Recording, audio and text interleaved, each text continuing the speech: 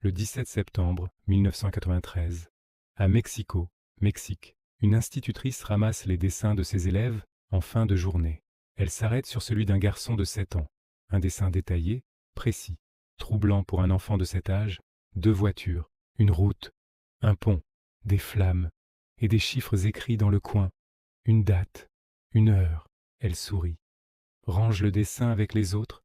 3 jours plus tard, le 20 septembre 1993, elle allume la radio en préparant son café et elle s'arrête net.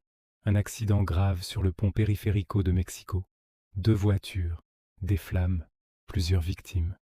À l'heure exacte inscrite sur le dessin de l'enfant, elle court à l'école, fouille dans les dessins, le retrouve.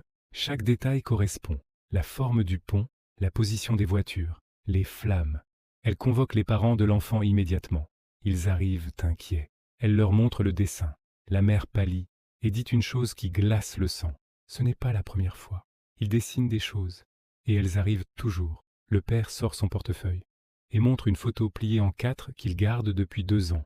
Un autre dessin de l'enfant, représentant exactement la maison dans laquelle ils habitent aujourd'hui, dessiné 6 mois avant qu'ils ne l'achètent. Les parents emmènent l'enfant voir des spécialistes à l'Université nationale de Mexico.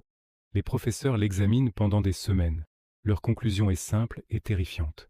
Cet enfant voit ce qui n'existe pas encore. Aujourd'hui, cet enfant a plus de 35 ans. Il vit en dehors de Mexico, seul, loin de tout, et il ne dessine plus jamais. Parce que selon sa mère, il a vu quelque chose qu'il refuse de mettre sur papier. Depuis ce jour, il garde les yeux fermés dès qu'une image arrive dans sa tête, de peur que cette fois, ce soit trop tard. Si tu veux d'autres histoires comme celle-ci, écris oui en commentaire et n'oublie pas de t'abonner pour ne rien rater.